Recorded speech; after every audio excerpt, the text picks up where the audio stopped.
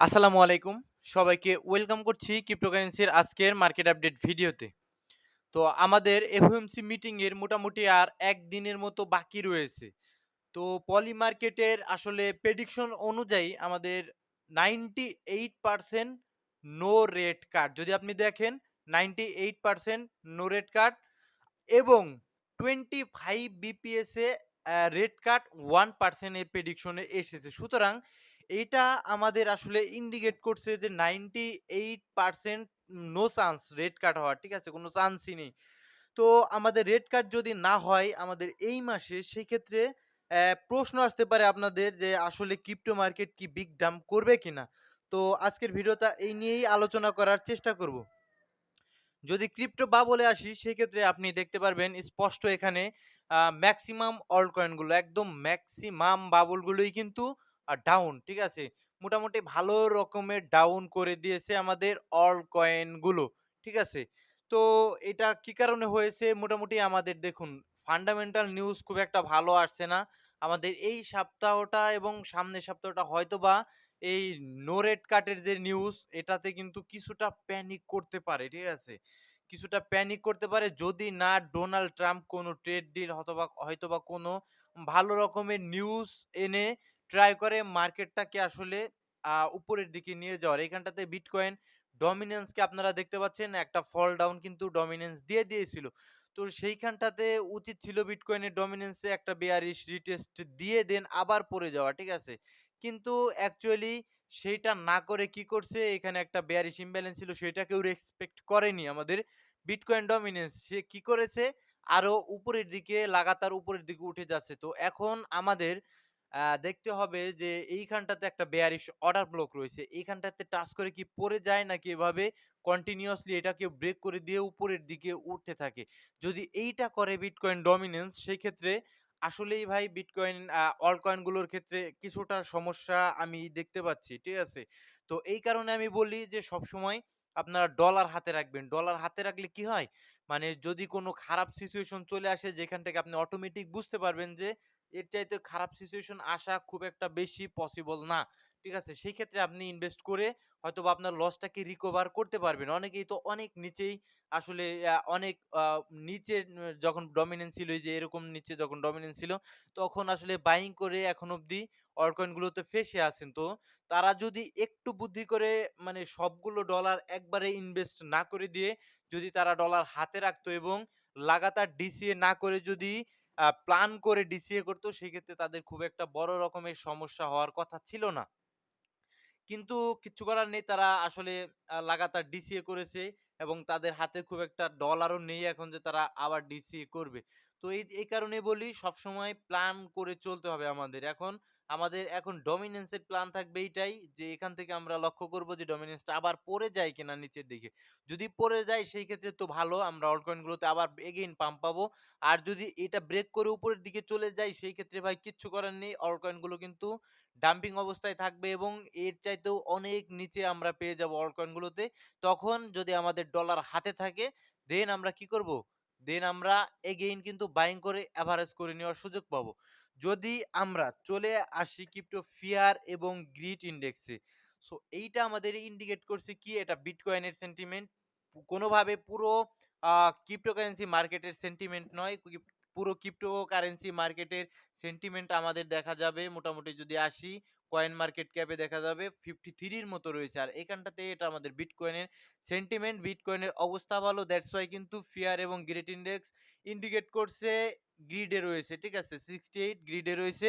তো এটা আমাদের আসলে ইন্ডিকেট করছে যে বিটকয়েন হয়তোবা কিছুটা পড়ে যেতে পারে। ঠিক আছে? মার্কেটে এখন গ্রিডি মুডে রয়েছে, পড়ে যেতে পারে বিটকয়েন। ঠিক আছে? এইখানে ডেইলি টাইম ফ্রেমে দেখতে পাচ্ছেন বাইং প্রেশার রয়েছে এবং মার্কেটে যথেষ্ট পরিমাণ ভলিউম রয়েছে। ১৩১ বিলিয়নের কাছাকাছি কিন্তু ভলিউম রয়েছে। তো এখন যদি আমরা চলে আসি বিগ ডাম্পের কথায় যে মার্কেটে আসলে যদি রেট কাট না হয় তাহলে কি আসলে বিগ ডাম্প করবে কিনা? তো অ্যাকচুয়ালি এটা আমার কাছে পার্সোনালি মনে হয় যে বিগ ডাম্প করার মতো কোনো কিছুই এখন পর্যন্ত হয়নি। ঠিক আছে? যেটা আমাদের যুদ্ধের যে নিউজটা রয়েছে সেটা খুব একটা বড় ইমপ্যাক্ট ফেলবে না। গত আমাদের বিভিন্ন যেসব যুদ্ধে মার্কেট যেমন রিঅ্যাক্ট করছে ঐরকমই মানে কিছুটা নতুন একটা নিউজের একটা নতুন যখন থাকে তখন কিছুটা রিঅ্যাক্ট করে। দেন কিন্তু পরবর্তীতে আর বড় ধরনের রিঅ্যাক্ট করে না মার্কেট। ঠিক আছে? সো ওইটা ঠিক হয়ে যাবে আমার কাছে পার্সোনালি মনে হচ্ছে ফান্ডামেন্টাল। আর আমাদের রেড কার্ড এই মাসে তো হচ্ছে না, আমাদের সামনের মাসে হওয়ার দেখা যাক কিছুটা চান্স রয়েছে। যদি সামনের মাসে রেড কাট হয়, বিভিন্ন ডাটা থেকে যদি উঠে আসে যে আমাদের সামনের মাসে রেড কাট হতে পারে, সেই ক্ষেত্রে আমরা হয়তোবা সামনের মাসে মোটামুটি কিছুটা পাম্পিং মুডে দেখতে পারবো। আর আপাতত এখন মার্কেট হয়তোবা খুব বড় ধরনের ডাম্প দেবে না। আমি আগেও বলেছি বিটকয়েন সাইডওয়েজ থাকতে পারে, কিছুদিন সাইডওয়েজ থাকতে পারে। উপরের দিকে নিচের দিকে লিকুইডিটি নিয়ে হয়তোবা বিটকয়েন কিছুদিন সাইডওয়েজ থাকতে পারে। ঠিক আছে? আর অল্ট কয়েন গুলোর আর বিগ ডাম্প দেওয়ার মতো কোনো কিছু নেই।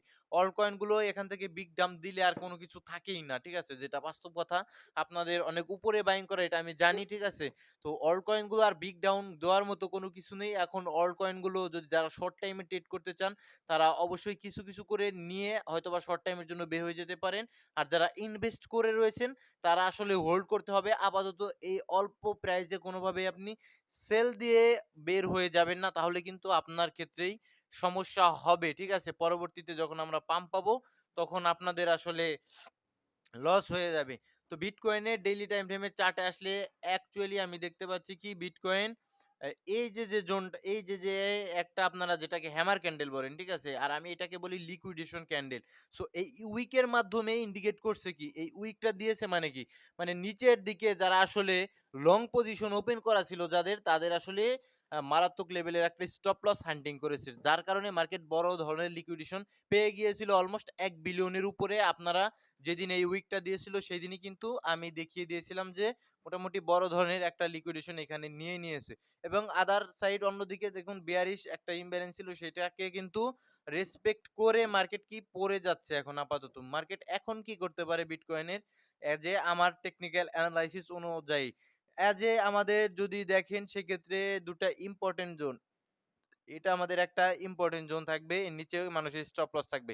তো মার্কেট লিকুইডেশন কালেক্ট করার জন্য এর নিচে একটা আসতে পারে ১,২০,০০০ এর এই জায়গায় আসতে পারে।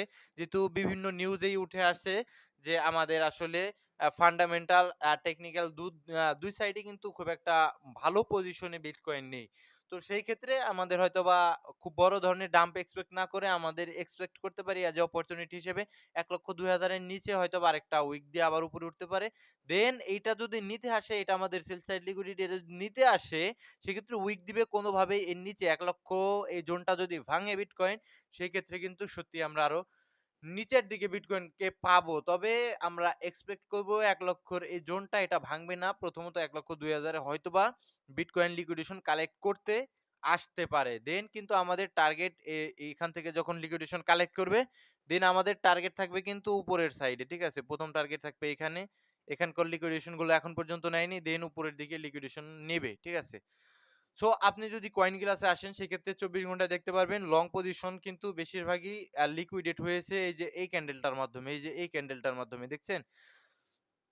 এবং যদি আপনি চলে আসেন আমাদের RSI হিট ম্যাপে, RSI হিট ম্যাপে আপনি দেখতে পারবেন যে ডেইলি টাইম ফ্রেমে ৪ ঘন্টার টাইম ফ্রেমে দেখতে পারবেন ওভারবট পজিশনে, স্ট্রং পজিশনে রয়েছে মোটামুটি ৭০ এর উপরে যে সমস্ত রয়েছে ৪ ঘন্টার টাইম ফ্রেমে, সেইগুলো RSI কিন্তু ৭০ এর উপরে যেসব কয়েনে রয়েছে ওগুলো নিবেন না। ঠিক আছে? ওগুলো একটু বিপদের।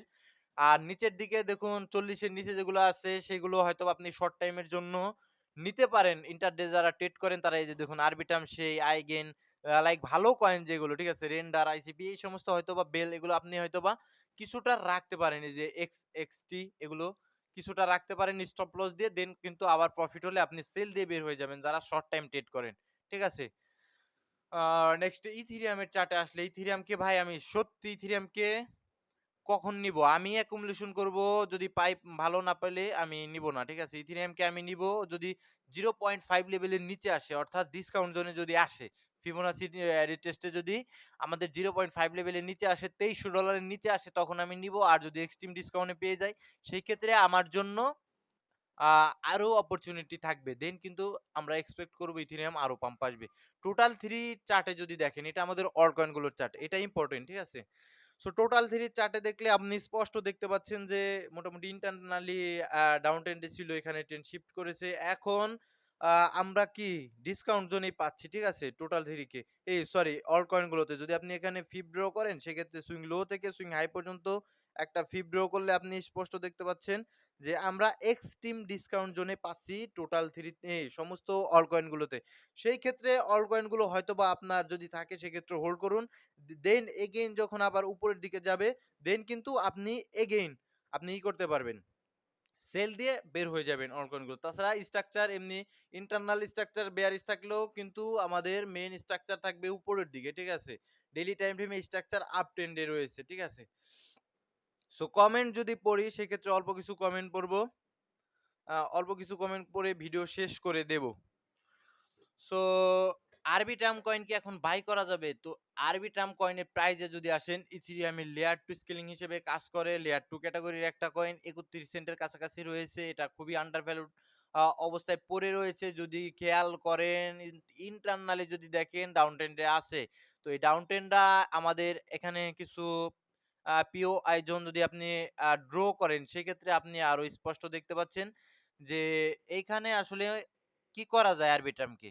আরবিট্রামকে রাখা যায়। আরবিট্রামকেও আমরা আ আপ ট্রেন্ডে আছে, ডেইলিতে যদি দেখেন আপ ট্রেন্ডে আছে এবং আমাদের এক্সট্রিম ডিসকাউন্ট জোনে আছে। ঠিক আছে? তো আরবিটামকে রাখা যায় ভাই।